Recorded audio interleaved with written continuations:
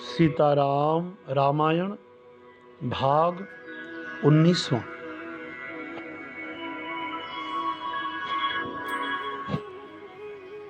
हे शंकर, सब देवताओं के मन में ऐसा परम उत्साह है कि हे नाथ, वे अपनी आंखों से आपका विवाह देखना चाहते हैं। हे कामदेव के मद को चूर करने वाले, आप ऐसा कुछ कीजिए जिससे सब लोग इस उत्सव को नेत्र भर कर देखें। हे कृपा के सागर, कामदेव को भस्म करके आपने रति को जो वरदान दिया सो तो बहुत ही अच्छा किया। हे नाथ, श्रेष्ठ स्वामियों का यह सहज स्वभाव है कि वे पहले दंड देकर फिर कृपा किया करते हैं। पार्वती जी ने अपार तप किया है, अब उन्हें अंगीकार कीजिए। ब्रह्मा जी की प्रार्थना सुनकर प्रभु श्री रामचंद्र जी के वचनों को याद करके शिव जी ने प्रसन्नता पूर्वक कहा, ऐसा ही हो। तब देवताओं ने नगाड़े बजाए, फूलों की वर्षा करके जय हो जय हो, देवताओं के स्वामी की जय हो, ऐसा कहने लगे। उचित अवसर जानकर सप्तऋषि आए। ब्रह्मा जी ने तुरंत ही उन्हें हिमाचल के घर भेज दिया। वे पहले वहां गए जहां पार्वती जी थी और उनसे छल से भरे, मीठे विनोद से भरे, आनंद पहुंचाने वाले वचन कहे। नारद जी के उपदेश से तुमने उस समय हमारी बात नहीं सुनी, अब तो तुम्हारा प्रण झूठा हो गया, क्योंकि महादेव जी ने काम को ही भस्म कर डाला। कहा हमार न सुने हूं तब नारद के उपदेश, अब भा झूठ तुम्हारपन जारेऊ, काम महेश सियावर रामचंद्र की जय। मजाक में कहने लगे, मीठे वचन कहने लगे। यह सुनकर पार्वती जी मुस्कुराकर बोली कि हे विज्ञानी मुनिवरों, आपने उचित ही कहा। आपकी समझ में शिव जी ने कामदेव को अब जलाया है। अब तक तो वे विकार युक्त काम ही रहे, किंतु हमारी समझ से तो शिव जी सदा से ही योगी, अजन्मा, अनिंद्य, काम रहित और भोगहीन है। और यदि मैंने शिव जी को ऐसा समझकर ही मन, वचन और कर्म से प्रेम सहित उनकी सेवा की है, तो हे मुनीश्वरों सुनिए, वे कृपा निधान भगवान मेरी प्रतिज्ञा को सत्य करेंगे। आपने जो यह कहा कि शिव जी ने कामदेव को भस्म कर दिया, यही आपका बड़ा भारी अविवेक है। हे तात, अग्नि का तो यह सहज स्वभाव है कि पाला उसके समीप कभी जा ही नहीं सकता और जाने पर वह अवश्य नष्ट हो जाता है। महादेव जी और कामदेव के संबंध में भी यही न्याय समझना चाहिए, यही बात समझनी चाहिए। पार्वती जी के वचन सुनकर, उनका प्रेम विश्वास देखकर मुनि हृदय में बड़े प्रसन्न हुए। वे भवानी को सिर नवाकर चल दिए और हिमाचल के पास पहुंचे। हिय हर्षे मुनि वचन सुन, देख प्रीत विश्वास, चले भवानी नाय सिर, गए हिमाचल पास। सियावर रामचंद्र की जय। उन्होंने पर्वतराज हिमाचल को सब हाल सुनाया। कामदेव का भस्म होना सुनकर हिमाचल बहुत दुखी हुए। फिर मुनियों ने रति के वरदान की बात कही। उसे सुनकर हिमवान ने बहुत सुख माना। शिव जी के प्रभाव को मन में विचार कर हिमाचल ने श्रेष्ठ मुनियों को आदर पूर्वक बुला लिया और उनसे शुभ दिन, शुभ नक्षत्र, शुभ घड़ी शोधवा कर वेद के विधि के अनुसार जल्दी ही लगन निश्चय कराकर लिखवा लिया। फिर हिमाचल ने वह लग्न पत्रिका सप्तऋषियों को दे दी और चरण पकड़कर उनकी विनती की। उन्होंने जाकर वह लग्न पत्रिका ब्रह्मा जी को दी। उनको पढ़ते समय उनके हृदय में प्रेम समाता न था। ब्रह्मा जी ने लगन पढ़कर सबको सुनाया। उसे सुनकर सब मुनि और देवताओं का सारा समाज हर्षित हो गया। आकाश से फूलों की वर्षा होने लगी, बाजे बजने लगे, दसों दिशाओं में मंगल कलश सजा दिए गए। बोलो गौरी शंकर भगवान की जय।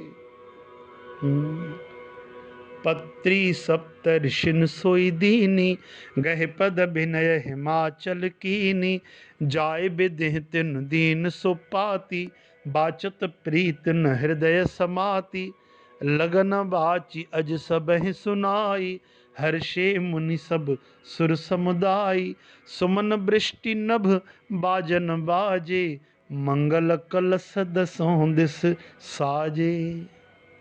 सब देवता अपने तरह तरह के वाहन और विमान सजाने लगे, कल्याण प्रद मंगल शकुन होने लगे और अप्सराएं गाने लगे संवारन सकल सुर वाहन विविध विमान, होहि सगुन मंगल सुभद करहि अपक्षरा, गान सियावर राम चंद्र की जय। शिव जी के गण शिव जी का श्रृंगार करने लगे। जटाओं का मुकुट बनाकर उस पर सांपों का मोर सजाया गया। शिव जी के सांपों के ही कुंडल और कंकण शिव जी ने पहने, शरीर पर विभूति रमाई और वस्त्र की जगह बाघंबर लपेट लिया। शिव जी के सुंदर मस्तक पर चंद्रमा, सिर पर गंगा जी, 3 नेत्र, सांपों का जनेऊ, गले में विष और छाती पर नरमुंडों की माला थी। इस प्रकार उनका वेश अशुभ होने पर भी वे कल्याण के धाम और कृपालु हैं। शशि ललाट सुंदर सिर गंगा, नयन 3 उपबीत भुजंगा, गरल कंठ उर नर सिर माला, अशिव बेश शिव धाम कृपाला राम। जय जय राम, जय जय राम, जय जय राम। एक हाथ में त्रिशूल, दूसरे में डमरू शोभा दे रहे हैं। शिवजी बैल पर चढ़कर चले, बाजे बज रहे हैं। शिवजी को देखकर देवांगनाएं मुस्कुरा रही हैं और कहती हैं, इस वर के योग्य दुल्हन संसार में नहीं मिलेगी। विष्णु जी, ब्रह्मा जी आदि देवताओं के समूह अपने अपने वाहनों सवारियों पर चढ़कर बारात में चले। देवताओं का समाज सब तरह से बड़ा सुंदर था, पर दूल्हे के योग्य बारात न थी। तब श्री विष्णु भगवान ने सब दिक्पालों को बुलाकर हंसकर ऐसा कहा कि सब लोग अपने अपने दल समेत अलग अलग होकर चलो। विष्णु कहा, अस बेहस तब बोल सकल दिसराज, बिलग बिलग होए चलहु सब, निज निज सहित समाज सियावर रामचंद्र की जय। हे भाई, हम लोगों की यह बारात वर के योग्य नहीं है। क्या पराय नगर में जाकर हंसी कराओगे? श्री विष्णु भगवान की बात सुनकर देवता मुस्कुराए। वे अपनी अपनी सेना सहित अलग हो गए। महादेव जी यह देखकर मन ही मन मुस्कुराते हैं कि श्री विष्णु भगवान के व्यंग्य वचन दिल लगी नहीं छूटती, व्यंग्य वचन छूटते नहीं। अपने प्यारे प्यारे श्री विष्णु भगवान के अति प्रिय वचनों को सुनकर भगवान भोलेनाथ शिव जी ने भी भृंगी को भेजकर अपने सब गणों को बुलवा लिया। शिव जी की आज्ञा सुनते ही सब चले आए। उन्होंने स्वामी जी के चरण कमलों में सिर नवाया। तरह तरह की सवारियों, तरह तरह के वेश वाले अपने समाज को देखकर शिव जी हंसे। कोई बिना मुख का है, किसी के बहुत से मुख हैं। कोई बिना हाथ पैर का है तो किसी के कई हाथ पैर हैं। किसी के बहुत सी आंखें हैं तो किसी के एक भी आंख नहीं है।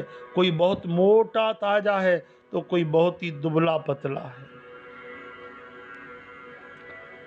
शिव अनुशासन सुन सब आए, प्रभु पद जलज शीस तिन नाए। नाना वाहन नाना बेशा, बेहसे शिव समाज निज देखा। को मुखहीन विपुल मुख काहू, बिन पद कर को बहु पद बाहु। विपुल नयन को नयन विहीना, रिष्ट पुष्ट को अति तन खीना राम श्री राम। कोई बहुत दुबला, कोई बहुत मोटा, कोई पवित्र, कोई अपवित्र वेश धारण किए हुए है, भयंकर गहने पहने, हाथ में कपाल लिए हैं और सबके सब शरीर में ताजा खून लपेटे हुए हैं। गधे, कुत्ते, सुअर और सियार के से उनके मुख हैं। गणों के अनगिनत वेशों की कौन गिने।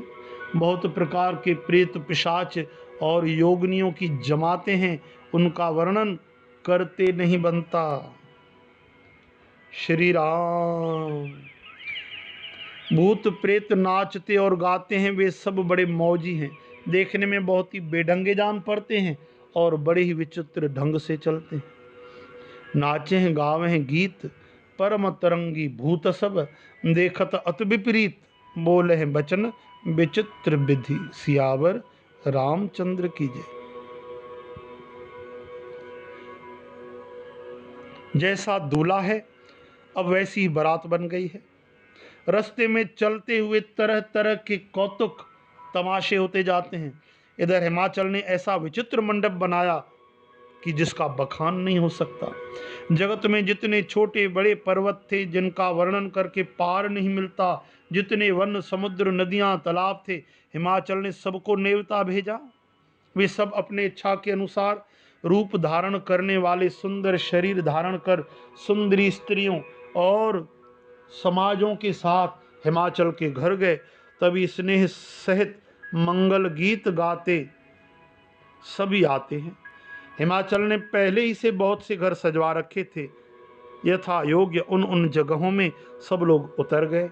नगर की सुंदर शोभा देखकर ब्रह्मा जी की रचना चातुरी भी तुच्छ लगती है। नगर की शोभा देखकर ब्रह्मा की निपुणता सचमुच तुच्छ लगती है।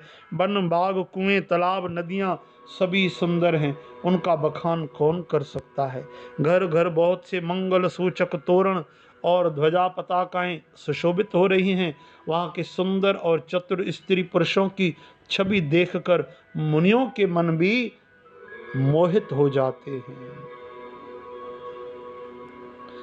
लघु लाग विधि की निपुणता, अवलोक पुरुषोभा सही, बन बाग कूप तड़ाग सरिता, सुभग सब सक को कही, मंगल विपुल तोरण पताका, केतु ग्रह ग्रह सोहहि, बनता पुरुष सुंदर चतुर, छवि देख मुनि मन मोहहि। श्री राम श्री राम। जिस नगर में स्वयं जगदम्बा मैया ने अवतार लिया, क्या उसका वर्णन हो सकता है। वहाँ रिद्धि सिद्धि संपत्ति सुख नित नित बढ़ते जाते हैं। जगदम्बा जह अवतरी, सोपुर बरन के जाय, रिद्धि सिद्धि संपत्ति सुख नित नूतन अधिकाय। सियावर राम चंद्र की जय। आगे आप श्रवण करें भाग 20वां।